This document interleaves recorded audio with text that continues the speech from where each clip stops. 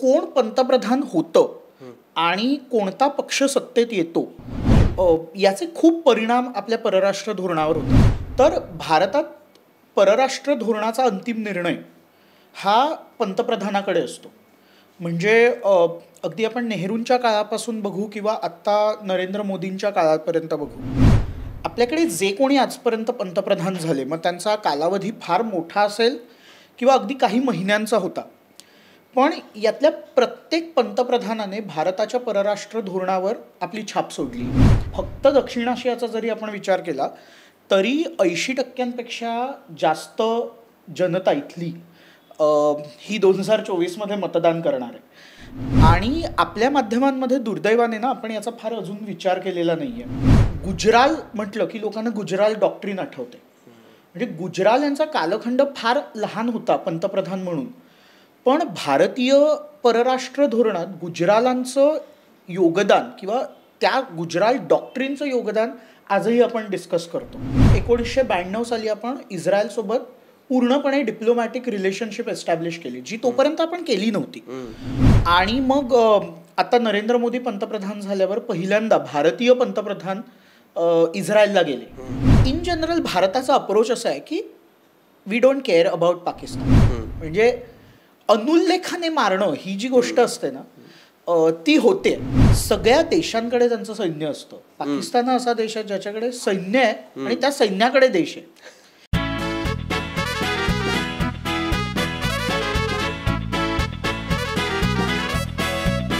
Hello, हाय, नमस्कार. MHAMTV गप्पाच्या 6व्या एपिसोडमध्ये मी उमंग काळे तुम्हा सगळ्यांचं हार्दिक स्वागत करतो. जागतिक इतिहासात लक्षात ठेवलं जाईल असं वर्ष म्हणजे 2024.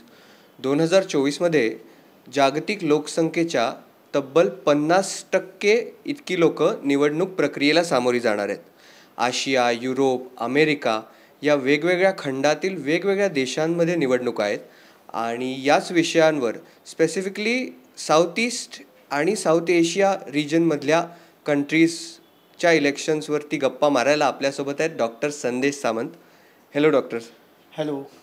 डॉक्टर संदेश सामंत हे रुईया महाविद्यालयात सहाय्यक प्राध्यापक म्हणून रुजू आहेत आणि ते आंतरराष्ट्रीय घडामोडींचे अभ्यासक देखील आहेत. तुमचं स्वागत आहे MHAMTV गप्पामध्ये. थँक्यू. मग तर सर्वप्रथम मला तुम्हाला विचारावंसं वाटतं की 2024 हे वर्ष इतकं महत्त्वाचं का आहे? म्हणजे भारतात तर निवडणूक आहेच, ती होऊ घातलेलीच आहे, त्याबरोबर इतर देशात सुद्धा म्हणजे पाकिस्तान, बांगलादेश, इतर देशात सुद्धा निवडणूक आहे. तर एखाद्या देशाचा म्हणजे आपण राहतो त्या देशातील निवडणुकीचा आणि फॉरेन पॉलिसीचा संबंध काय असतो? ओके. आपण जर सध्या सगळ्या मीडिया वगैरे पाहिले आणि आपल्या आजूबाजूला जर आपण सध्या राजकीय वातावरण पाहिलं तर जसं तू म्हणालास की भारतात सध्या निवडणुकीचं वातावरण आहे. कारण आपल्याकडे असं म्हणतात की साधारण फेब्रुवारीत आचारसंहिता लागू शकेल आणि मग मार्च एप्रिलमध्ये निवडणुका होऊन आपल्याकडे नवीन सरकार पुन्हा मेमध्ये शपथग्रहण करेल. पण या सगळ्याचा आपण जेव्हा विचार करतो तेव्हा आपल्याला एक गोष्ट बघायला हवी आणि एक लक्षणीय बाब अशी लक्षात घ्यायला हवी की आपल्या आजूबाजूचे जे देश आहेत हे सुद्धा आपल्यासारखेच या पुढल्या वर्षात निवडणुकीला सामोरे जाणार आहेत. म्हणजे भारतासाठी जसं हे वर्ष महत्त्वाचं आहे तसंच ते आपल्या आजूबाजूच्या देशांसाठी सुद्धा असणार आहे. खरं सांगायचं तर आपण फक्त दक्षिण आशियाचा विचार केला तर दक्षिण आशियामध्ये भारत, पाकिस्तान, बांगलादेश या 3 सर्वात मोठ्या देशांचा विचार करायचा झाला तर हे तिन्ही देश 2024 आपलं सरकार निवडणार आहे. आणि या तिन्ही देशांचे आपापले प्रॉब्लेम्स वेगळे आहेत. पाकिस्तानात काय चाललं आहे, बांगलादेशात काय चाललं आहे हे आपण ॲक्च्युली पुढे बोलूच. पण याचाच अर्थ असा की फक्त दक्षिण आशियाचा जरी आपण विचार केला तरी 80% जास्त जनता इथली ही 2024 मतदान करणार आहे. आणि आपल्या माध्यमांमध्ये दुर्दैवाने ना आपण याचा फार अजून विचार केलेला नाही आहे. कारण आपल्या दोन्ही सीमारेषांवर इलेक्शन्स होत आहेत, आपल्या देशात इलेक्शन्स होत आहेत आणि इन जनरल या प्रदेशात जे काही सध्या वातावरण आहे म्हणजे इन जनरल जी काही इन्स्टॅबिलिटी आलेली आहे याचा आपल्यावर थेट प्रत्यक्ष किंवा अप्रत्यक्ष असाही परिणाम होत असतो. आणि आपल्या सरकारला त्या अनुषंगाने बरेचसे निर्णय घ्यावे लागणार आहेत. तर म्हणून आज आपण या ज्या गप्पा मारणार आहोत तर या गप्पांमध्ये आपण फक्त भारताचा विचार न करता आपण खरं तर दक्षिण आशियाचा एक प्रामुख्याने विचार केला पाहिजे. आत्ता आपल्याकडे या 3 देशांमध्ये निवडणुका आहेतच, पण साधारणपणे सप्टेंबरमध्ये असं म्हटलं जातं की श्रीलंकेमध्ये सुद्धा राष्ट्राध्यक्ष पदाची निवडणूक होऊ शकते.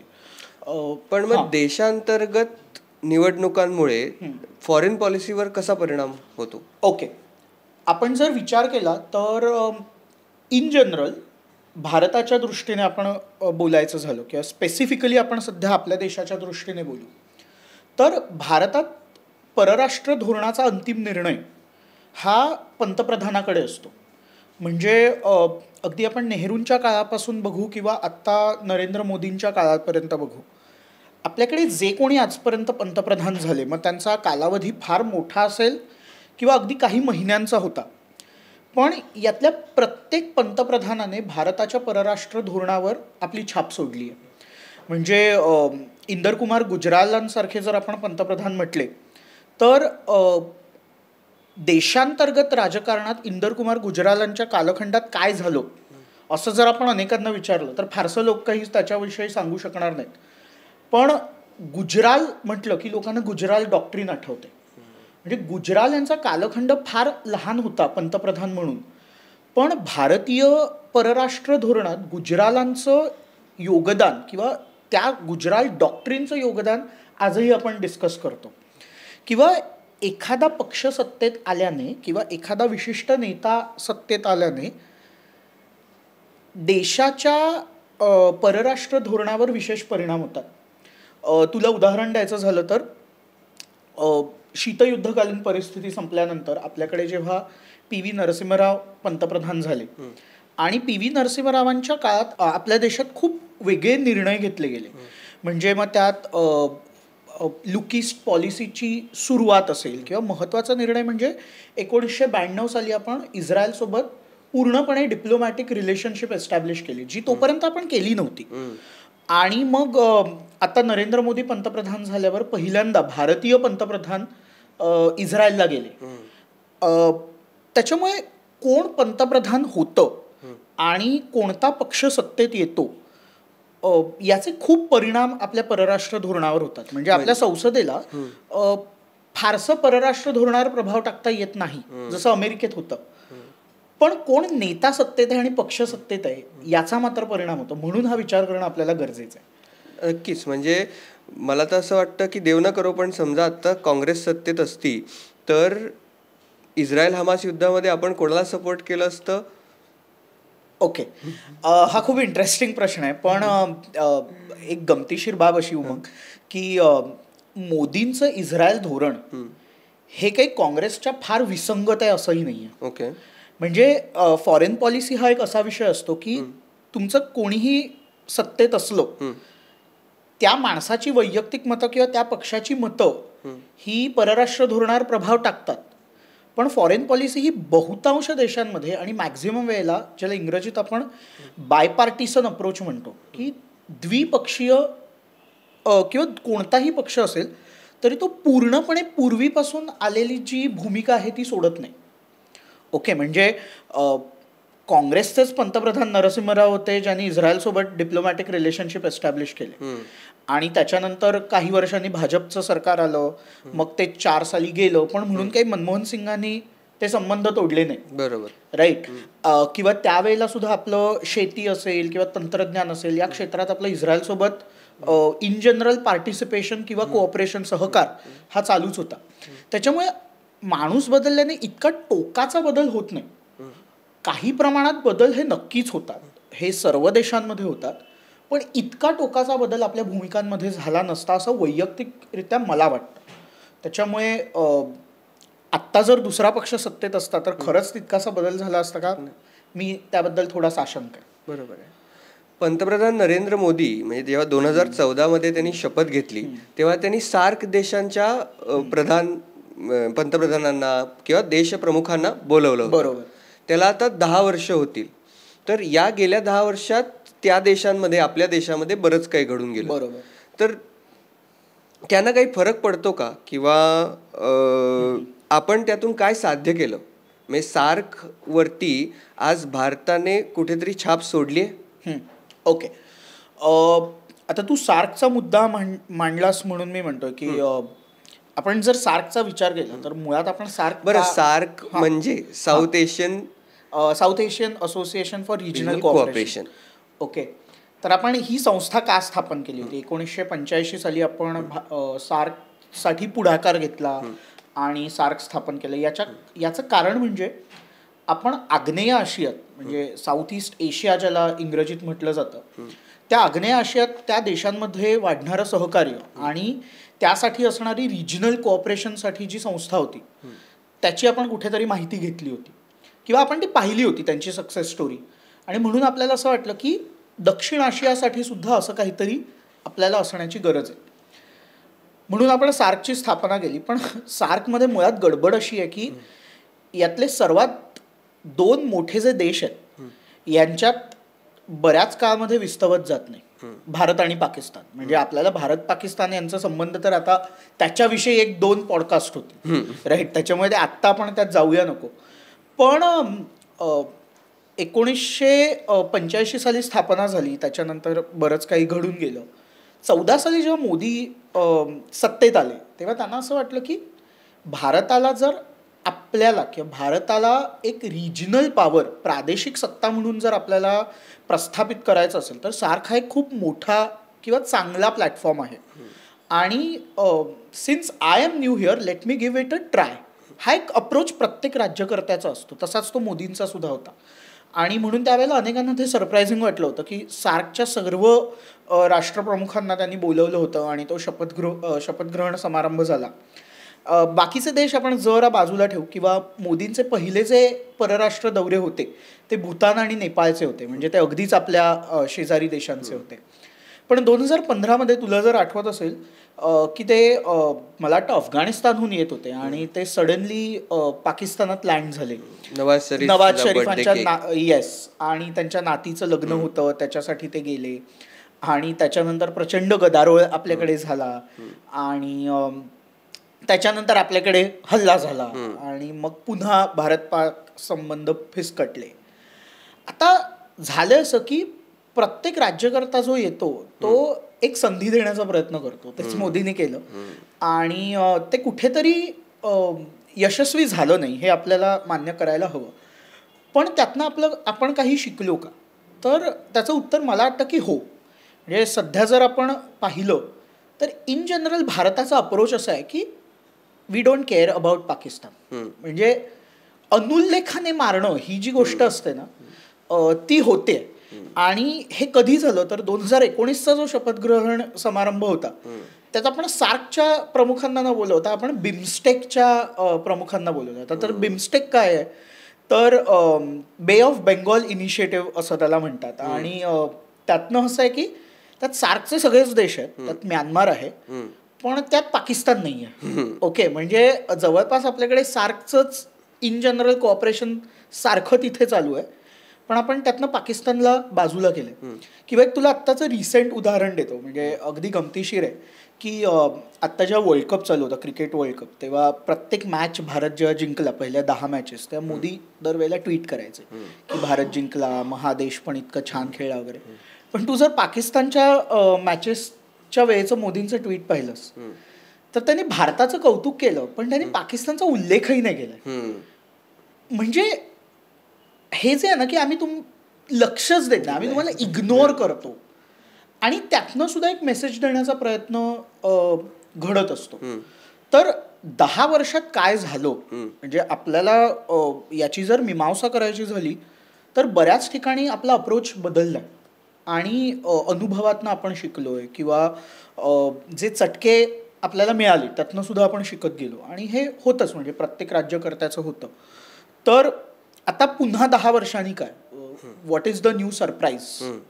तर किंवा एका प्रजासत्ताक दिनाला मला आठवतं की आसियानच्या सर्व राष्ट्रप्रमुखांना आपण बोलवलं होतं की 10 राष्ट्रप्रमुख एकाच वेळेला आले आणि त्यांनी भारताचा प्रजासत्ताक दिनाची ती परेड अटेंड केली. सो आपल्याला कसं आहे की वेगवेगळ्या प्रदेशांसोबत आपले संबंध आपण कसे प्रस्थापित करतो हा एक अप्रोच आपण डेव्हलप करायला लागलो. आणि काही गोष्टी अशा आहेत की तुम्ही तुमचा शेजारी नाही निवडू शकत, ते तुमच्या हातात नसतं, पण त्याच्याशी कसं डील करायचं हे तुम्ही तुमच्या अनुभवातनं शिकत जाता. पण मग आता पाकिस्तानमध्ये निवडणूक आहे, त्या निवडणुकीला काही अर्थ आहे का, किंवा पाकिस्तानची सध्याची परिस्थिती कशी आहे? ओके, गेलं 1-1.5 वर्ष आपण ज्या पाकिस्तानच्या सगळ्या आपल्या माध्यमांमध्ये बातम्या ऐकल्या, त्या बातम्या जर आपण पाहिल्या तर त्या जनरली पाकिस्तान कसा दिवाळखोरीकडे चालला आहे किंवा पाकिस्तान कसा कंगाल होत चालला आहे. पण हे काही नवीन नाही आहे. म्हणजे हे पाकिस्तान IMFकडे अनेकदा गेलं आहे, राईट. आणि पाकिस्तानात आजपर्यंत असा इतिहास आहे की कोणताही पंतप्रधान हा 5 वर्ष सत्तेत राहिलेला नाही आहे.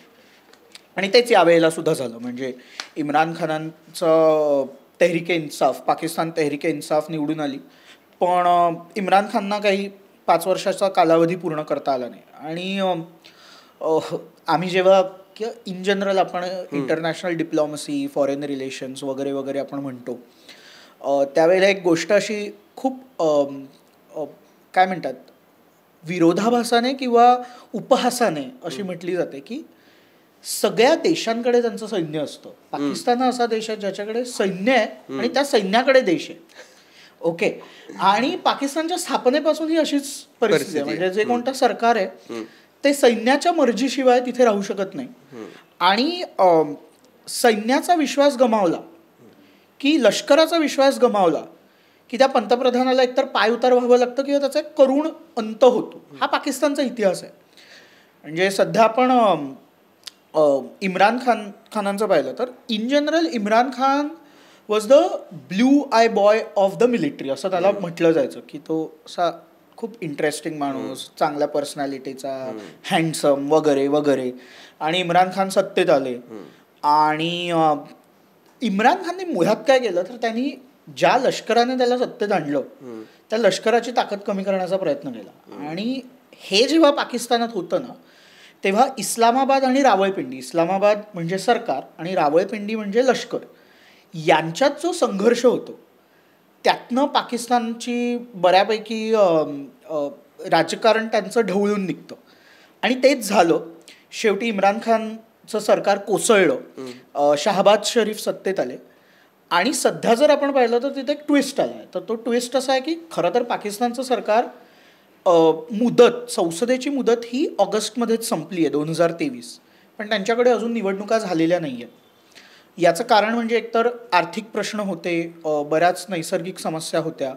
आणि आता असं एक्सपेक्टेड आहे की बाय जानेवारी और फेब्रुवारी 2024 तिथल्या निवडणुका होतील. आणि या निवडणुका व्हायच्या आधी एक मोठा ट्विस्ट आला, ते म्हणजे त्यांचे माजी पंतप्रधान नवाज शरीफ, जे काही काळ दुबई मग लंडन असे जे होते ते आता परत पाकिस्तानात परतलेत. आणि परत पाकिस्तानात ते तेव्हाच परतू शकतात जेव्हा त्यांना लष्कराचा पाठिंबा आहे. सो ते पाकिस्तानात आलेत. सो आता अनेक जण असं म्हणतात की पाकिस्तानात ज्या निवडणुका होतील त्यात नवाज शरीफांचा पक्ष हा जिंकेल. ओके, पाकिस्तान मुस्लिम लीग तो जिंकेल. पण इंटरेस्टिंग यातली गोष्ट अशी आहे की आपल्याकडे जसे ओपिनियन पोल्स होत आहेत सध्या, तसे पाकिस्तानात सुद्धा होत आहेत. आणि पाकिस्तानी चॅनल्स जर तू फॉलो केलेस किंवा तिथले एक्सपर्ट फॉलो केलेस तर तुला असं जाणवेल की बरंचसं पॉप्युलर ओपिनियन जे आहे हे अजूनही इम्रान खानच्या बाजूने. म्हणजे इम्रान खान गेले काही महिने जेलमध्ये, म्हणजे एका केसमधनं सुटल्यानंतर त्याला दुसऱ्या केसमध्ये अडकवलं जाऊन तो पुन्हा जेलमध्ये. पण बऱ्याचशा ओपिनियन पोल्समध्ये त्याची जी सायलेंट मेजॉरिटी आपण ज्याला म्हणतो ना, ती त्याच्या बाजूने. त्याच्यामुळे लष्कराला सध्या अशी भीती आहे की इलेक्शनमध्ये ठीक आहे, आपण आपल्या जोरावर आपण आपलं वजन नवाज शरीफांच्या पारड्यात घालू, ठीक आहे. पण खरंच जर ती फ्री फेअर इलेक्शन झाली आणि त्यात इम्रान खानला कॅम्पेनही न करता जर मेजॉरिटी वोट मिळालं तर एक खूप विचित्र परिस्थिती पाकिस्तानात निर्माण होणार आहे. आणि लष्कर आणि जनता यांच्यात तो संघर्ष उभा राहणार आहे. म्हणजे तुलाच एकच गोष्ट सांगतो की जेव्हा इम्रान खानला त्यांनी जेलमध्ये वगैरे टाकलं तेव्हा त्यात असं झालं की जे काही त्याच्या सपोर्टर्सने हल्ले केले त्यातले हल्ले हे लष्कराच्या हेडक्वार्टर्सवर सुद्धा झाले होते. असं पाकिस्तानात फारसं होत नाही. सो आपल्याला याचं गांभीर्य कळते की ज्या पद्धतीला निवडणुका होत आहेत, ज्या पद्धतीने ते होत आहेत आणि त्यात ज्या पद्धतीने सगळा हस्तक्षेप होतोय, तर हे खूप गंभीर आहे. त्याच्यामुळे आपल्याला त्याच्याकडे लक्ष ठेवलं पाहिजे. पण मग पाकिस्तानमध्ये लोकांचे 3 प्रकार आहेत का? म्हणजे एक तर लष्कर, एक तर सरकार आणि सिव्हिलियन्स त्यात आहेत, आणि मग एक आहे दहशतवादी. ओके. का म्हणजे लष्कर आणि दहशतवाद्यांचं संगनमत आहे का, त्यांचं एकमेकांशी वाकडं आहे? ओके. काय पूर्वी असं म्हटलं जायचं की पाकिस्तान हा 3 ए चालवतात, अल्ला, आर्मी आणि अमेरिका. ओके. म्हणजे अल्ला म्हणजे जे कोणी तिथले धर्मगुरू किंवा ते जे लोक आहेत त्यांचा तिथल्या राजकारणावर फार प्रभाव आहे. त्याच्यानंतर ऑफकोर्स आर्मी म्हणजे लष्कर आणि अमेरिका. तर अमेरिका सुद्धा तिथे बऱ्यापैकी त्यांना डोनेशन्स द्यायची, बराचसा डॉलर्सचा शस्त्रास्त्रांचा पुरवठा हा पाकिस्तानला केला जायचा आणि त्यातनं पाकिस्तानचं राजकारण चालायचं. 2001 नंतर किंवा ओबामांनी जेव्हा पश्चिम आशियातनं हळूहळू विड्रॉ करायला सुरुवात केली त्यावेळेला असं झालं की आर्मीचा आणि अमेरिकेचा तिथला म्हणजे अमेरिकन आर्मीचा तिथला इंटरेस्ट थोडा कमी व्हायला लागला. पण आता जर आपण गेले 1 वर्ष पाहिलं तर पुन्हा अमेरिका पाकिस्तानात थोडीफार रुजू व्हायला लागली आहे. म्हणजे आत्ताच पाकिस्तानचे लष्कर प्रमुख आहेत ते अमेरिकेच्या दौऱ्यावर होते. ते वॉशिंग्टनला गेले, बऱ्याच जणांना भेटले आणि पुन्हा बायडन ॲडमिनिस्ट्रेशनच्या काळात पाकिस्तानला येणारी मदत वाढायला लागली आहे. सो हे जे आपण म्हणतोय ना की पाकिस्तानमधल्या गोष्टी कशा बदलत आहेत, त्या जितक्या बदलतात तितक्याच त्या सेम पण राहतात. पण मग निवडणूक काळामध्ये दहशतवादी हल्ले होण्याचं प्रमाण वाढेल की कमी होईल? आता त्यात दुसरी गोम अशी आहे की पाकिस्तानात त्यांचं स्वतःचं तालिबान आहे आणि त्यांना असं वाटलं होतं की अफगाणिस्तानात जर तालिबानचं सरकार आलं तर त्याचा फायदा पाकिस्तानला होईल आणि अफगाण तालिबानच्या मदतीने आपण पाकिस्तानी तालिबानला पॅसिफाय म्हणजे जरा शांत करू शकू. पण तसं ॲक्च्युली त्यांना करता आलं नाही आहे. ओके. आणि पाकिस्तानची मुळात आर्थिक परिस्थिती खराब असल्याने अफगाण तालिबान आणि पाकिस्तानी तालिबान यांच्यात सुद्धा सध्या काही फारसं नीट शिजत नाही आणि त्याचे परिणाम पाकिस्तानला भोगावे लागतात. पाकिस्तानातला आंतरिक संघर्ष, सत्ता संघर्ष सुद्धा खूप आहे.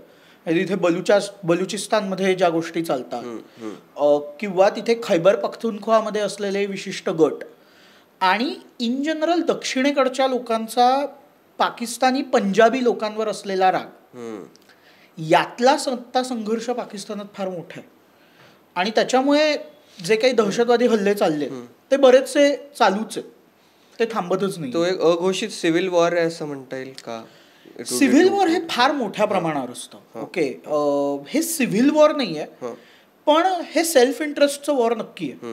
हे प्रत्येकाचे वेस्टेड इंटरेस्ट आहेत, प्रत्येकाला तिथे काहीतरी हवं आहे आणि काय म्हणतात लोकांचं एक मेजर हित साधणं हे कोणाच्याच डोक्यात नाही आहे. त्याच्यामुळे मला काय हवंय याच्यावरच तिथल्या सगळ्या गोष्टी चालू आहेत. करेक्ट. सो अशी गडबड पाकिस्तानात चालू आहे. टॉकिंग अबाउट सिव्हिल वॉर किंवा व्हायलन्स, तर बांगलादेशमध्ये पण व्हायलन्स सुरू आहे असे मीडिया रिपोर्ट्स आपण पाहतो. तर बांगलादेश विषयी बोलताना बांगलादेशची काय परिस्थिती आहे? ओके. जसं आपल्याला पाकिस्तान मॅटर करतं कारण तो आपल्या पश्चिमेवर आहे, बांगलादेश सुद्धा डेफिनेटली मॅटर करतं कारण आपले बंगाल, पश्चिम बंगाल, मेघालय, आसाम, त्रिपुरा यांची बरीचशी सीमारेषा आपण बांगलादेशसोबत शेअर करतो आणि बांगलादेशमध्ये 7 जानेवारीला निवडणूक आहे आणि त्यात असं झालं की बांगलादेशमध्ये जरी on paper multi party democracy असली, बहुपक्षीय लोकशाही असली, तरीही तिथले 2 महत्त्वाचे पक्ष, एक म्हणजे सध्या शेख हसीनांचा आवामी लीग आणि खालिदा झिया यांचा बांगलादेश नॅशनलिस्ट पार्टी BNP, आता यांच्यातच नेहमी टक्कर होते. गेले 17-18 वर्ष शेख हसीना कंटिन्युअसली बांगलादेशच्या पंतप्रधान आहेत आणि शेख हसीनांच्या काळात असं झालं की बांगलादेशची बऱ्यापैकी आर्थिक प्रगती झाली आहे आणि दुसरी गोष्ट म्हणजे शेख हसीनांनी बांगलादेशमधले जे रॅडिकल ग्रुप्स होते किंवा जे काय म्हणतात एक्स्ट्रीमिस्ट ग्रुप होते, जहाल गट होते, इस्लामिक जहाल गट, त्यांना बऱ्यापैकी काबूत ठेवलं आणि त्यांना मर्यादित ठेवल्यामुळे एक त्यांना बराच आर्थिक विकास सुद्धा साधता आला. आता झालं असं की शेख हसीना जेव्हा 2009-10 पंतप्रधान झाले तेव्हा बांगलादेशच्या राज्यघटनेत त्यांनी काही मूलभूत बदल केले. आणि तो बदल असा होता की पूर्वी बांगलादेशमध्ये जेव्हा एक सरकार सत्तेबाहेर जायचं किंवा सरकारचा कालावधी संपायचा तेव्हा निवडणूक घेण्यासाठी त्यांना एक इंटरिम किंवा प्रोटेम गव्हर्नमेंट असायचं. ओके. सो जो माणूस सत्तेत आहे तो निवडणूक घेताना तिथे नसणार अशी एक प्रोव्हिजन होती जी शेख हसीनांनी रद्द केली. ओके. आणि तेव्हापासून आवामी लीग आणि BNP यांच्यात एक संघर्ष सुरू झाला. दुसरी गोष्ट अशी की खालिदा झिया ज्या आहेत त्या सध्या बऱ्याच आजारी आहेत. म्हणजे त्यांना परदेशी ॲक्च्युली जायचं आहे पण त्या हाऊस अरेस्टमध्ये आहेत वगैरे असे बरेच तिथे संघर्ष सुरू आहेत. 2014 आवामी लीगने निवडणुका जिंकल्या पण त्याच वेळेला BNPने निवडणुका बॉयकॉट केल्या होत्या. आणि अनेक जण म्हणतात की ते जे त्यांनी केलं होतं ती त्यांची खूप घोडचूक होती. कारण त्या निवडणुकांमध्ये आवामी लीगला जो ॲडव्हान्टेज मिळाला त्याच्यामुळे आता BNP पुन्हा उभीच राहू शकत नाही. सो आता सुद्धा ज्या 7 जानेवारीच्या निवडणुका आहेत त्यात BNPने पुन्हा बॉयकॉट केलं. आणि त्यांच्याकडे असा एखादा आश्वासक चेहराच सध्या नाही आहे. सो तिथे एक जातीय पार्टी म्हणून आहे. त्याला शेख हसीनांनी अशी त्यांच्यासोबत मांडवली केली आहे आणि त्यांच्यासाठी 300-350 पैकी 26 जागा त्या पार्टीसाठी सोडल्यात. आणि त्या असं दाखवण्याचा प्रयत्न करतात की इथल्या निवडणुका ज्या आहेत त्या अगदी फ्री अँड फेअर इलेक्शन्स होत आहेत. पण आता हे ऑलमोस्ट डिसाइडेड आहे की शेख हसीना परत पंतप्रधान होतील. त्यांची सत्तेवरची त्यांचा सत्तेवरचा जो होल्ड आहे तो अतिशय मजबूत आहे आणि त्या पुन्हा सत्तेत येतील. भारताच्या दृष्टीने बोलायचं झालं तर शेख हसीना सत्तेत येणं ही आपल्या दृष्टीने फार चांगली गोष्ट असेल, सकारात्मक बाब असेल.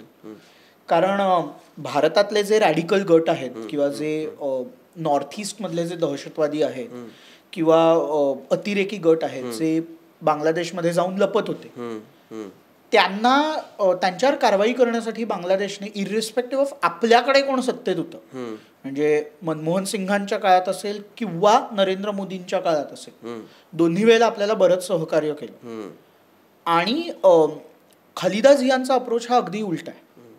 त्याच्यामुळे शेख हसीना येणं हे आपल्या दृष्टीने खरं बघायला गेलं तर चांगली गोष्ट आहे. ओके. पण बांगलादेशमध्ये सध्या अशी परिस्थिती आहे की तिथे प्रचंड प्रमाणात हिंसाचार पसरला आहे. म्हणजे परवाच एका ट्रेनला आग लागली आणि त्याच्यानंतर त्यांनी असं म्हटलं गेलं की त्यांचे रेल्वे मिनिस्टर म्हणाले की हे BNPच्या लोकांनी केलं. ओके. आणि BNPने हे रेफ्यूट केलं. त्यांनी म्हटलं की आम्ही नाही केलं. आणि ते असं म्हणतात की लोकच इतके पेटलेत, आक्रमक झालेत, सरकारविरुद्ध पेटलेत की ते आता रस्त्यावर उतरून हे लोकशाही विरोधातलं सरकार ओव्हरथ्रो करायचा प्रयत्न करतात किंवा उलथवून द्यायचा प्रयत्न करतात. तर इन जनरल लोकांमध्येच लोकशाहीविषयी अविश्वासाची भावना तिथे निर्माण होते का असा एक प्रश्न निर्माण होतो. सो बांगलादेशच्या लोकशाहीच्या लॉंग टर्मच्या दृष्टीने ते जरा धोकादायक आहे. त्याच्यामुळे तिथे आपल्याला जरा लक्ष ठेवायला हवं. आणि यात शेवटची गोष्ट म्हणजे यंदा परत असं जाणवतं आहे की अमेरिका तिथे बऱ्यापैकी त्या इलेक्शन्समध्ये प्रभाव टाकण्याचा प्रयत्न करतात. म्हणजे तिथले जे अमेरिकन अम्बॅसेडर्स आहेत तर त्यांनी तिथे बऱ्यापैकी स्टेटमेंट्स दिली आहेत. त्याला शेख हसीनांनी बऱ्यापैकी प्रत्युत्तर दिले आणि ते असं म्हणतात की अमेरिका इथे परत इंटरफिअर करण्याचा प्रयत्न करते. आणि हे सगळं तिथे चालू आहे. आता 7 जानेवारीनंतर काय होतं ते आपल्याला बघायला हवं. सो बांगलादेशची निर्मिती जेव्हा झाली तेव्हा earlier it was known as East Pakistan. बरोबर. तेव्हा पाकिस्तान आणि बांगलादेशचे डायरेक्ट राजकीय अराजकीय सगळे संबंध होते. बरोबर. त्यानंतर गेल्या 50 वर्षात 75 वर्षात ते संबंध तसेच राहिले का Pakistan has no role to play in Bangladesh anymore. सध्या कसं आहे की स्वतःच घर त्यांना सांभाळता येत नाही पाकिस्तानला. तर बांगलादेशात आता सध्या ते काय करणार आहेत अशी परिस्थिती आहे. आणि तसं बघायला गेलं तर आता त्यांच्या दोघांच्या मध्ये इतका मोठा भारत आहे रे की त्यांच्या सीमारेषा पण लागून नाही आहेत. आणि जेव्हा बांगलादेश स्वतंत्र झाला त्यावेळेला पश्चिम पाकिस्तान हा प्रत्येक बाबतीत पूर्व पाकिस्तानपेक्षा खूप चांगला होता. म्हणजे दरडोई उत्पन्न असेल किंवा मानवी विकास मूल्यांक असेल, म्हणजे ज्याला इंग्लिशमध्ये आपण ह्युमन डेव्हलपमेंट इंडेक्स म्हणतो. पण गेल्या काही वर्षात बांगलादेश हा बराच पुढे निघून गेलाय. म्हणजे तू इम्रान खानची सुद्धा भाषणं ऐकलीस किंवा सध्या नवाज शरीफांची सुद्धा भाषणं ऐकलीस, तर दोघांच्या भाषणात ते ही गोष्ट फार अधोरेखित करतात की बघा, म्हणजे ते आपल्यापासनं दूर केले गेले आणि एकेकाळी ते आपल्यापेक्षा इतके गरीब होते, पण आता ते खूप पुढे निघून गेलेत आणि आपण कुठे राहिलो. त्याच्यामुळे बांगलादेशची परिस्थिती फार बदलली आहे. म्हणजे अजूनही तो काय असं स्वर्ग झालेला नाही आहे, पण पूर्वीची परिस्थिती होती त्यापेक्षा मात्र आता बरीच चांगली परिस्थिती आहे. आणि शेख हसीनांच्या काळात हे बऱ्यापैकी झालं, एस्पेशली टेक्स्टाईल इंडस्ट्री किंवा शेख हसीनांच्या काळात महिलांना त्यांनी ज्याप्रमाणे उद्योगात आणलं किंवा वर्कफोर्समध्ये महिलांचं प्रमाण ज्या पद्धतीने त्याने वाढवलं, त्याच्यामुळे बांगलादेशात खूप आमूलाग्र बदल घडून आले. सो पाकिस्तानचा सध्या तिथे तसं काही रोल नाही आहे. पण हे तर झाले आता सख्खे शेजारी म्हणजे पाकिस्तान बांगलादेश. त्याचबरोबर मालदीव्स सारख्या एका छोट्या देशामध्ये सुद्धा आता निवडणुका झाल्या, सत्ता बदल झाला. बरोबर. तर त्याचा आपल्या फॉरेन पॉलिसीवर काही फरक पडतो? ओके. मालदीव हा एक छोटा आपल्या दक्षिणेला असलेला देश आहे. हिंदी महासागरातला एक अगदी लहान असला तरी स्ट्रॅटेजिकली सामरिकदृष्ट्या फार महत्त्वाचा देश आहे, कारण त्याचं भौगोलिक स्थान. म्हणजे आपण ऑपरेशन कॅक्टस नावाचा एक प्रकार केला होता जेव्हा तिथे लष्करी उठाव होत होता, तेव्हा आपण तो लष्करी उठाव 1989 साली तो उठाव हाणून पाडला होता. आपण आपलं नेव्ही तिथे पाठवली होती आणि पहिल्यांदा भारताने असं दाखवून दिलं होतं की बघा, दक्षिण आशियात आम्ही बॉस आहोत. सो मालदीवचं महत्त्व हे आपल्यासाठी खूप महत्त्वाचं आहे. दुसरी गोष्ट अशी की मालदीवमध्ये जो संघर्ष असतो हा नेहमी भारत विरुद्ध चीन असा संघर्ष असतो. ओके, कारण चीनला एकतर आपलं जाळं पसरायचं आहे आणि भारताला चीनला स्वतःच्या परसात येऊ द्यायचं नाही आहे. आणि मालदीव हा त्याच्यात खूप महत्त्वाचा प्लेयर आहे, जसं श्रीलंका सुद्धा आहे. सो मालदीवचं जे राजकारण असतं ना ते खूप इंटरेस्टिंग असतं. याचं कारण म्हणजे तिथले जे पक्ष असतात तर त्यांच्यात निवडणुकीचा सर्वात महत्त्वाचा मुद्दा हा भारत आणि चीन हा सुद्धा असतो.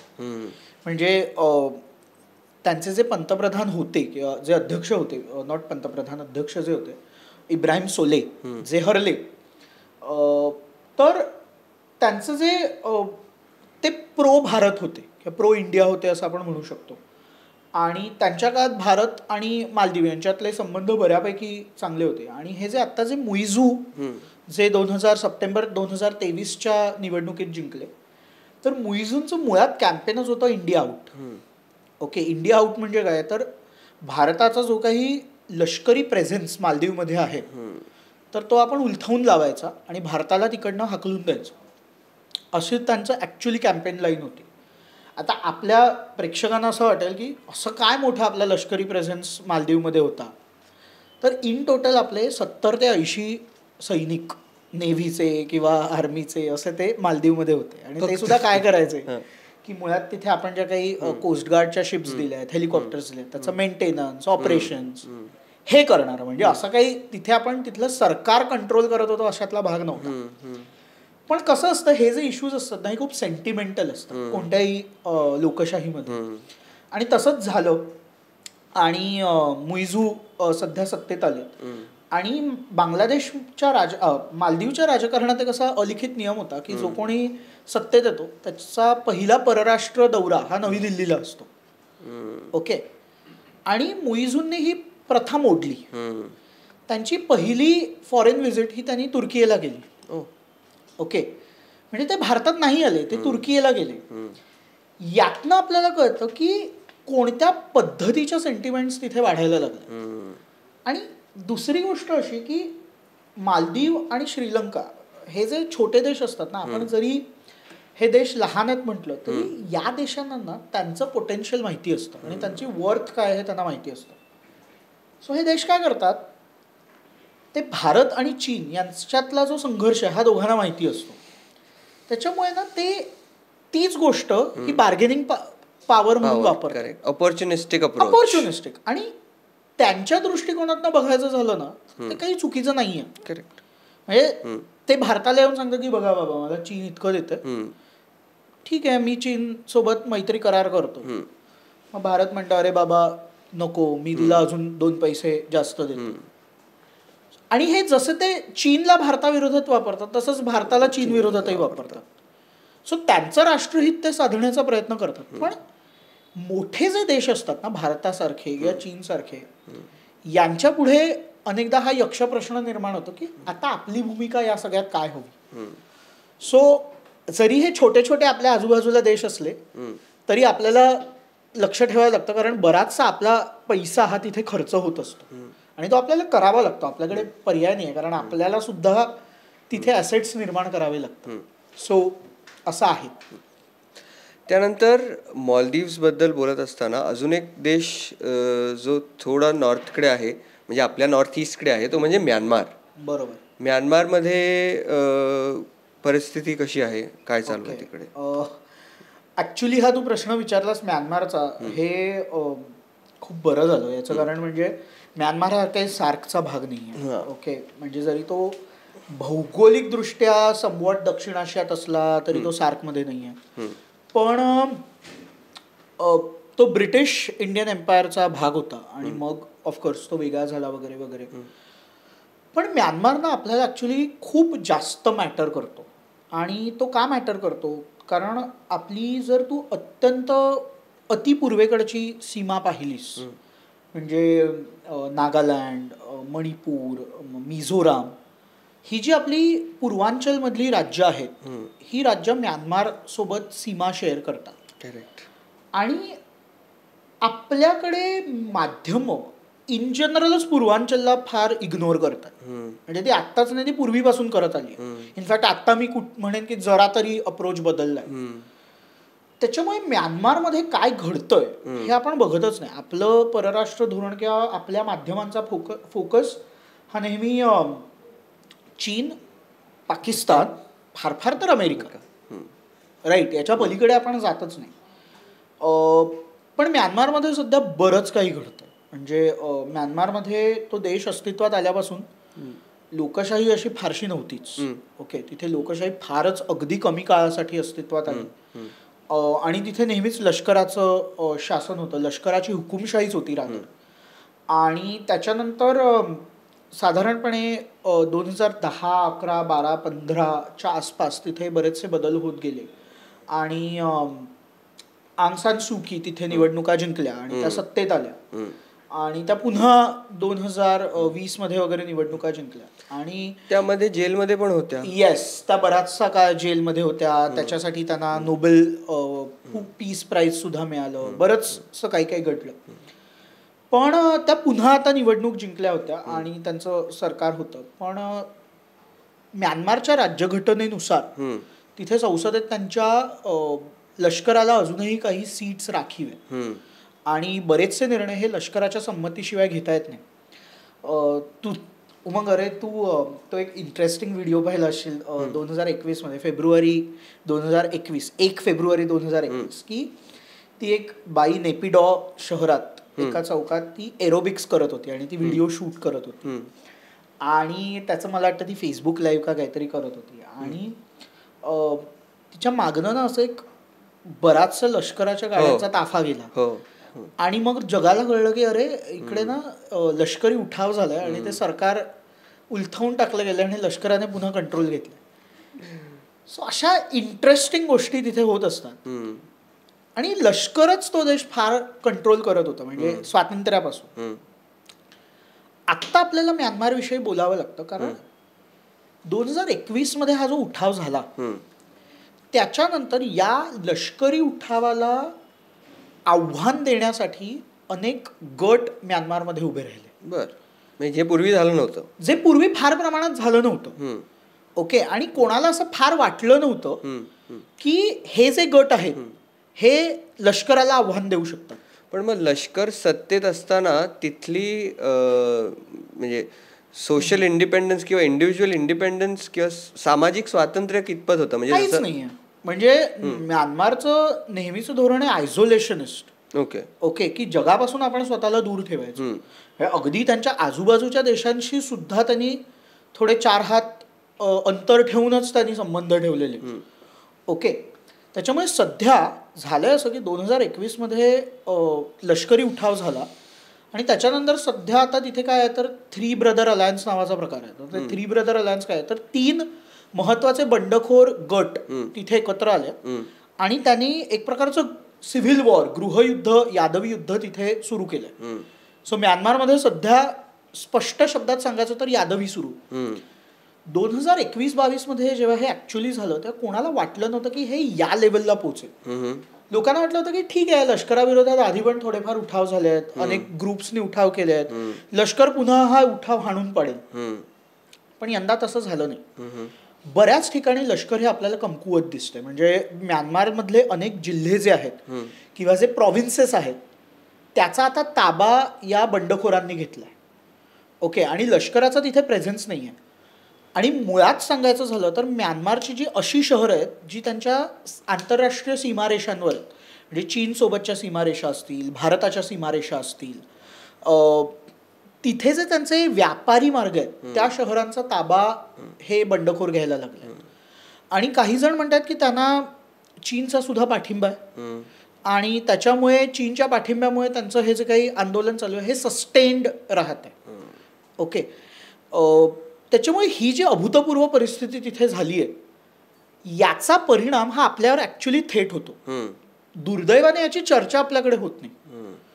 कारण आत्ता सुद्धा तू बघशील तर मिझोराममध्ये ज्या निवडणुका झाल्या आपल्या बाकी 4 राज्यांसोबत, तेव्हा मिझोरामच्या निवडणुकांमध्ये एक महत्त्वाचा मुद्दा हा म्यानमारमधनं येणारे रेफ्युजीज, ओके, आश्रित, त्यांचा मुद्दा होता. ओके, कारण आपल्या मिझोराममध्ये असणारे अनेक गट हे एथनिकदृष्ट्या त्यांच्या बऱ्यापैकी सिमिलर आहे किंवा ते त्यांना बंधुत्व आहे वगैरे असं ते मानतात. पण कसं असतं, मणिपूर, मिझोराम, नागालँड या राज्यांमध्ये जेव्हा मोठ्या प्रमाणात हे आश्रित यायला लागतात तेव्हा या राज्यांवर हा आर्थिक प्रभाव पडतोच. म्हणजे ती एक गोष्ट आहेच. सोशल फॅब्रिक पण बदलतं. आणि दुसरं म्हणजे राष्ट्रीय सुरक्षिततेच्या दृष्टीने फार महत्वाचे निर्णय आपल्याला घ्यावे लागतात. करेक्ट, बिकॉज कोण येत आहे यू डोंट नो. एक्झॅक्टली, म्हणजे आत्ता आपल्याकडे तिथले बरेचसे बंडखोर सुद्धा येत आहेत. ओके, तिथले अनेक नागरिक येत आहेत कारण ते म्हणतात की आता आमच्याकडे सुद्धा उद्ध्वस्त झालंय. तर ते म्हणतात की भारताचं असं म्हणणं आहे की ठीक आहे, तुम्ही थोडे दिवस इथे राहा, परिस्थिती सुधारली की परत जा. पण परिस्थिती कधी सुधारणार याचं आपल्याकडे काहीच उत्तर नाही आहे ना रे. पण म्हणजे मग Myanmar is as equivalent as North Korea or नाही, म्हणजे ते तितकंही वाईट परिस्थिती नाही आहे. North Korea is like totalitarian. Correct. Okay, म्यानमारमध्ये 2 गटांमध्ये संघर्ष आहे. ओके, आणि लष्कर आणि सिव्हिलियन्स असा तो एक संघर्ष आहे. पण आता तिथल्या बऱ्याचशा सिव्हिलियन गटाने सुद्धा शस्त्रास्त्र हाती घेतली. सो तिथे ऍक्च्युली गृहयुद्ध किंवा यादवी युद्ध सुरू आहे. सो हा तो संघर्ष आहे. आता थोडंसं लांब जाऊया आपण. म्हणजे 2024 आपण जसं सुरुवातीला म्हटलं इलेक्शन्स आहेत, तर सर्वात मोठी लोकशाही आणि सर्वात जुनी संविधानिक लोकशाही म्हणजे अमेरिका आणि भारत हे एकत्र एकाच वेळेला इलेक्शनला सामोरे जात आहेत. तर अमेरिकन इलेक्शन्सचा कसा प्रभाव भारतावर राहील आणि आता साधारण चर्चांमध्ये ट्रम्प बायडन पुन्हा संघर्ष दिसून येईल असं दिसतंय. त्याचबरोबर एक पर्सन ऑफ इंडियन ओरिजिन, भारतीय वंशाचे विवेक रामस्वामी सुद्धा या इलेक्शनमध्ये सहभाग घेत आहेत. मागच्या वेळेला सुद्धा मी खूप सारे प्रश्न एकत्रच विचारून टाकतो. नाही ठीक आहे. असं आहे की मागच्या वेळेला सुद्धा कमला हॅरिस आल्या, त्या भारतीय वंशाच्या होत्या, पण त्याने खरंच भारताला काही फरक पडला? म्हणजे ॲस्पिरेशनली आत्ता आपण विवेक रामस्वामींकडे बघावं की ते आल्याने भारताला फरक पडेल असं काही आहे का? अच्छा, ओके. तू विवेक रामस्वामींचा उल्लेख केलास किंवा तू कमला हॅरिसचा उल्लेख केलास, तर आपल्याला तसाच उल्लेख ऋषी सुनाकांचा करावा लागेल. ते तर ऍक्च्युली आपले जावई बापू आहेत, राईट. आणि आपल्याकडे फार लोकांना त्याचा अभिमान पुळका आहे अगदीच. म्हणजे हे पुळका किंवा एक जो काही अभिमान आहे की एक ब्राऊन माणूस किंवा भारतीय वंशाचा माणूस तिथे पंतप्रधान झाला वगैरे. सी असा कोणताही माणूस पंतप्रधान राष्ट्राध्यक्ष झाला आपल्याला लक्षात घ्यायला हवं की तो तिथला पहिला नागरिक आहे. करेक्ट. ओके. आणि तो त्याच्या देशाचाच पहिला विचार करणार आहे. म्हणजे कमला हॅरिस उपराष्ट्राध्यक्ष झाल्या याच्यामुळे भारत आणि अमेरिकेच्या संबंधांवर फार काही सकारात्मक परिणाम झाला असं काही होत नसतं. म्हणजे आपल्याकडे लोकांना फार आनंद होतो. करेक्ट. भावनिक आहे ना ते. हा, हे बऱ्यापैकी सगळं भावनिकच आहे. ओके. त्यात रॅशनल काहीच नाही. दुसरी गोष्ट, सुनाक झाले चल पंतप्रधान, असं काय विशेष. म्हणजे सुनाकांनी अशी काय वेगळी लाईन घेतली जी आधीच्या ब्रिटिश पंतप्रधानांनी घेतली नव्हती. ते जे फ्री ट्रेड अग्रीमेंट सध्या निगोशिएट करतायत ते आधीचे पंतप्रधानही करतच होते. शेवटी जो कोणी पंतप्रधान येतो तो त्याच्या अर्थव्यवस्थेचा आणि त्याच्या राष्ट्राचा विचार हा प्रामुख्याने करतो. ओके. मध्ये पण एक व्हिडिओ फार व्हायरल झाला होता की ऋषी सुनाक, त्यांची वाईफ आणि त्यांचा पेट डॉग ते त्या ब्रिटिश हाऊसमध्ये एकत्र चालतात आणि त्याचा आपण भारतीयांनी खूप म्हणजे एकेकाळी म्हणे Indians and dogs were not allowed आणि आता बघा ते डाउनिंग स्ट्रीट मध्ये इंडियन पण आहे आणि डॉग पण आहे वगैरे. काय ठीक आहे रे, हे गमतीसाठी आणि मीम बनवण्यासाठी छान मटेरियल आहे. पण म्हणजे याचा सिरियसली विचार करायचा झाला तर तसा काही फरक पडत नाही. पण तू विवेक रामस्वामींचा उल्लेख केलास तर ते रिपब्लिकन पक्षात आहेत. ओके. आणि सध्या अमेरिकेत डेमोक्रॅट्स सत्तेत आहेत. म्हणजे ऑफकोर्स बायडेन डेमोक्रॅट पक्षाचे आहेत. रामस्वामी तरुण आहेत. ओके. आणि ते पॉलिटिकल बॅकग्राऊंडचंही नाही आहेत. म्हणजे ही वॉज अ बिझनेसमॅन. त्यांनी एक $2-3 बिलियन कंपन्या उभारल्या, मग त्या विकल्या. सो इज अ बिलियनेअर वगैरे वगैरे वगैरे. रामास्वामी हे खूप करिझमॅटिक आहेत. ओके. म्हणजे तू जर त्यांची डिबेट्स वगैरे पाहिलीस ऐकलीस तर ज्या पद्धतीने ते मुद्दे मांडतायत ते फार करिझमॅटिक आहे.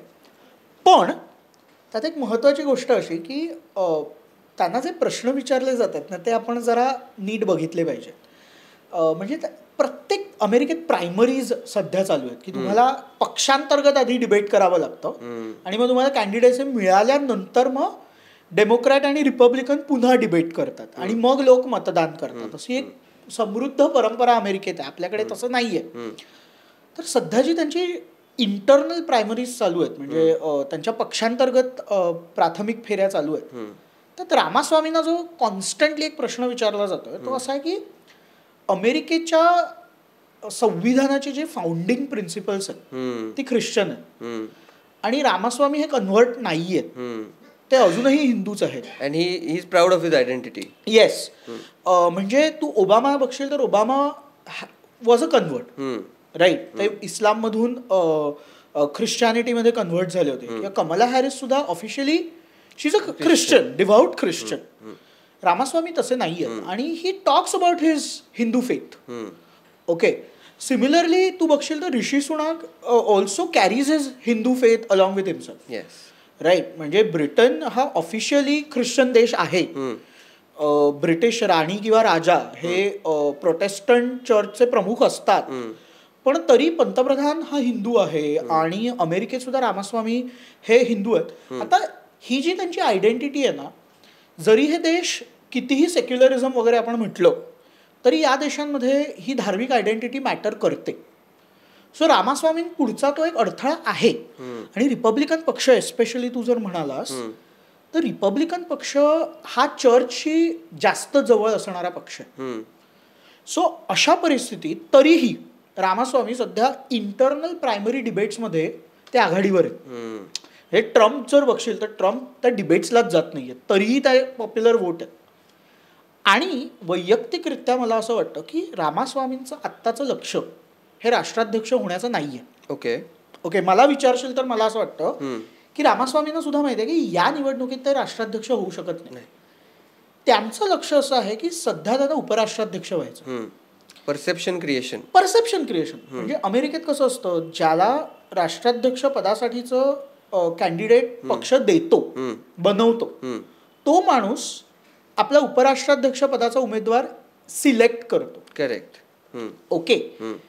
किंवा समजा ते जरी नाही झालं तरी विवेक रामास्वामींचं लक्ष मला असं वाटतं की जो कोणी समजा रिपब्लिकन राष्ट्राध्यक्ष झाला तर त्याच्या मंत्रिमंडळात स्थान मिळावं आणि राजकारणात आपलं वजन वाढावं आणि मग पुढे ऑफकोर्स पुढच्या निवडणुकांमध्ये राष्ट्राध्यक्ष पदासाठी मी पुन्हा बिड करेन वगैरे वगैरे आहे. He is a very smart guy. कारण ज्या पद्धतीने तो माणूस बोलतोय, ज्या पद्धतीने तो मुद्दे मांडतोय, हे तिथल्या तरुण लोकांना बऱ्यापैकी आश्वासक आहे. आणि तू बायडन म्हणशील, ट्रम्प म्हणशील, हे सगळे 70 पार केलेले आहेत रे, म्हणजे 75 सुद्धा पार केलेले लोक. सो त्यावेळेला असा एक तरुण आश्वासक चेहरा. आणि जनरली तू बघशील की भारतीय अमेरिकन जो समुदाय आहे, इंडियन अमेरिकन समुदाय, हा पारंपरिकदृष्ट्या डेमोक्रॅटिक पक्षाचा समर्थक होता. पण ट्रम्पच्या काळापासून असं आपल्याला जाणवायला लागलं की त्यातले बऱ्यापैकी काही लोक हे रिपब्लिकन पक्षाकडे वळायला लागलेत. यांची मतं साधारणपणे 1.5%. So it matters. ओके, की हे लोक ॲज अ बल्क मतदान करतात का, इट मॅटर्स. म्हणून आपल्याला रामास्वामींकडे लक्ष ठेवायला, नॉट बिकॉज ते भारतीय वंशाचे आहेत किंवा ते केरळमधले आहेत की तामिळनाडूतले आहेत किंवा अजून कुठचे आहेत. त्याने आपल्या धोरणांवर परिणाम होणार नाही. म्हणजे भारत आणि अमेरिकेची रिलेशनशिप जर बघशील तर शीतयुद्धकालीन मैत्री किंवा शीतयुद्धकालीन संबंध, त्याच्यानंतर शीतयुद्धानंतरचे संबंध आणि आत्ताच्या काळात आपण जेव्हा म्हणतो की जागतिक रचना बहुध्रुवीय आहे, मल्टीपोलार वर्ल्ड ऑर्डर आहे. करेक्ट. एकेकाळी आपण नॉन अलाइन्ड होतो, म्हणजे आपण अलिप्त राहण्याचं धोरण होतं. ओके, आता आपण म्हणतो की आपण मल्टी अलाइन्ड आहोत. हे सगळ्यांपासून लांब राहण्यापेक्षा आपण सगळ्यांच्या जवळ जाण्याचा प्रयत्न करतो. सो हा एक फंडामेंटल बदल आपल्या परराष्ट्र धोरणात गेल्या 50 वर्षात झालेला आहे. So we are trying to set a new world order. We are not trying to set a new world order. What we are trying to do is we are trying to give a different approach to our own policy. Right. Okay. आणि आपण हे सुद्धा सांगू पाहतोय की जग फार बदललंय रे. म्हणजे तुम्ही संयुक्त राष्ट्रसंघाची जी रचना 1945 आणि 50 मध्ये केली होती त्याच रचनेत आता तुम्ही नाही जगू शकत. करेक्ट. कारण युरोपातल्या देशांचं तेव्हाचं महत्व, अमेरिकेचं तेव्हाचं महत्व आणि आता इतर सत्तांचं वाढलेलं महत्व हे फार वेगळं येणार आहे. याची समीकरणं किंवा परस्पर संबंध हे फार वेगळे. मला तर असं वाटतं म्हणजे आपण युएनच्या सिक्युरिटी काउन्सिलमध्ये जाण्याचा प्रयत्न तर करतोच आहे, बट काही वर्षांनी युएन सुद्धा इररिलेव्हंट होईल असं अनेक लोक इनफॅक्ट आत्ताच म्हणतात. कारण आपण जगातली अनेक युद्ध जर म्हटली, म्हणजे युक्रेन रशियाचा संघर्ष असेल किंवा सध्या जे काही पॅलेस्टाईन इस्रायलमध्ये चालू आहे, किंवा तू जर दक्षिण अमेरिकेत पाहिलं तर गयाना आणि व्हेनेझुएलामध्ये सध्या जे चालू आहे, तर यात UN कितपत प्रभावशाली आहे असं अनेक जण प्रश्न विचारतात. पण त्या पलीकडेही जाऊन सध्या जर म्हणजे गेल्याच आठवड्यातलं मला वाटतं आपले परराष्ट्र मंत्री S. जयशंकर यांचं एक स्टेटमेंट आहे. ते असं म्हणाले की सुरक्षा समिती, ज्याला आपण सिक्युरिटी काउन्सिल म्हणतो, ती दुसऱ्या महायुद्धाच्या निकालांवर आपण डिझाईन केली. आज जर तू बघायला गेलास तर भारताची अर्थव्यवस्था ही इंग्लंडपेक्षा मोठी आहे, राईट? किंवा जर्मनीची अर्थव्यवस्था ही युरोपात सगळ्यात मोठी आहे. पण जर्मनी हा सुद्धा सिक्युरिटी काउन्सिलचा परमनंट मेंबर नाही आहे ना, राईट? मग तुम्ही त्यावेळीची अर्थव्यवस्था किंवा त्यावेळीची व्यवस्था बघून जर तुम्ही सिक्युरिटी काउन्सिल आणि व्हिटो राईट्स दिले असतील, आज 70-75 वर्षांनी जग फार बदललंय.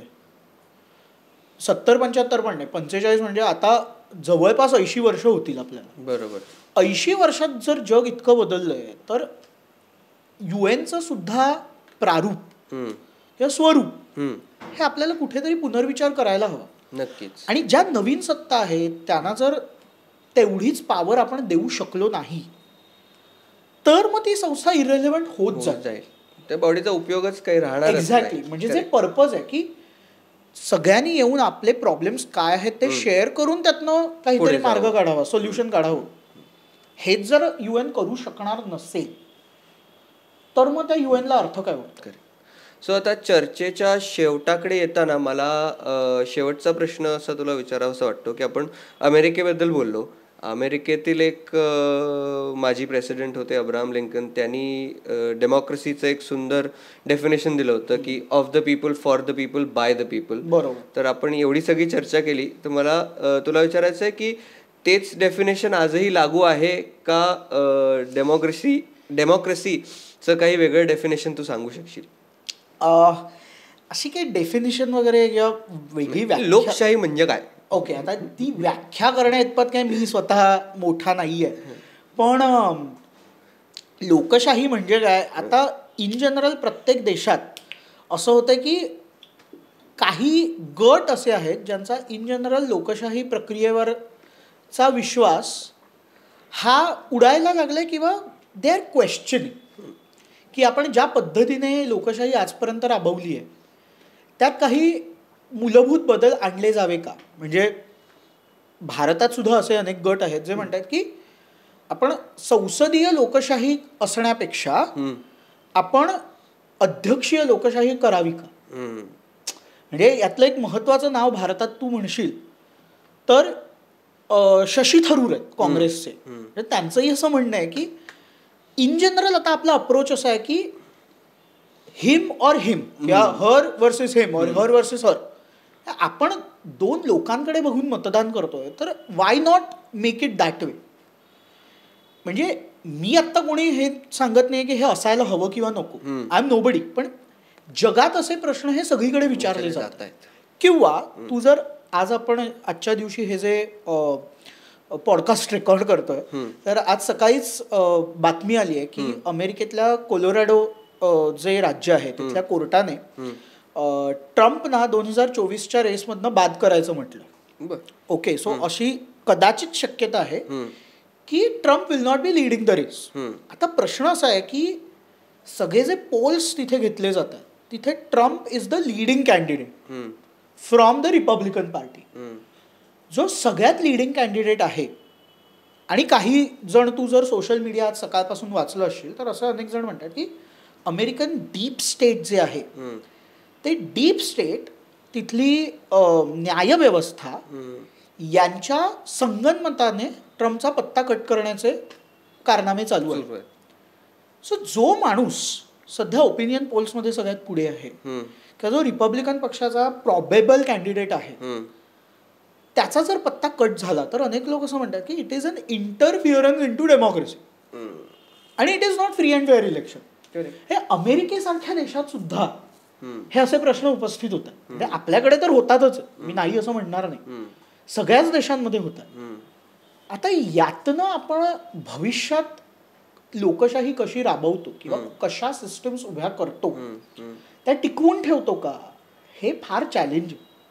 कारण अनुभव असा आहे की जेव्हा लोकशाही व्यवस्था ढेपाळतात तेव्हा जग हे युद्धाकडे जास्त जातं आणि संघर्ष वाढायला लागतो. सो मुळात आपल्याला लोकशाही हवी की नाही, आणि ती हवी तर मग त्यात कालानुरूप आपण कसे बदल करतो हे सुद्धा आपल्याला बघायला हवं. सो हा जागतिक प्रश्न आहे. हा फक्त भारताचा, दक्षिण आशियाचा किंवा अमेरिकेचा किंवा इंग्लंडचा हा वैयक्तिक प्रश्न नाही आहे, हा आंतरराष्ट्रीय प्रश्न आहे आणि त्याच्यावर कुठेतरी चर्चा व्हायला हवी. नक्कीच. तर हे होते डॉक्टर संदेश सामंत, आणि यांनी खूप छान प्रकारे विश्लेषण करून आपल्याला आंतरराष्ट्रीय संबंध, Bharat, Bangladesh, Pakistan, SAARC, BIMSTEC, ASEAN, Europe, America, हो खूपच फिरलो. आणि ह्यांना मी डॉक्टर संदेश सामंत असं म्हणतोय, पण ह्यांना काही ब्लड प्रेशर वगैरे बघता येत नाही. इनफॅक्ट एकेकाळी मीच यांचं ब्लड प्रेशर थोडंसं वाढवलं होतं, कारण मी यांचा स्टुडंट आहे. तर थँक्यू सो मच, तुम्ही आलात, तुमचा वेळ दिला, थँक्स अ लॉट. मला खूप मजा आली. तर MHA गप्पा हे आपला शो आहे, तर तुम्ही पाहत राहा. आपला आजचा व्हिडिओ तुम्हाला कसा वाटला हे आम्हाला कमेंट्समध्ये नक्की सांगा. पुढे कोणते विषय घ्यावेत हेही आम्हाला कमेंट्समध्ये कळवा. तोपर्यंत पाहत राहा MHA. धन्यवाद.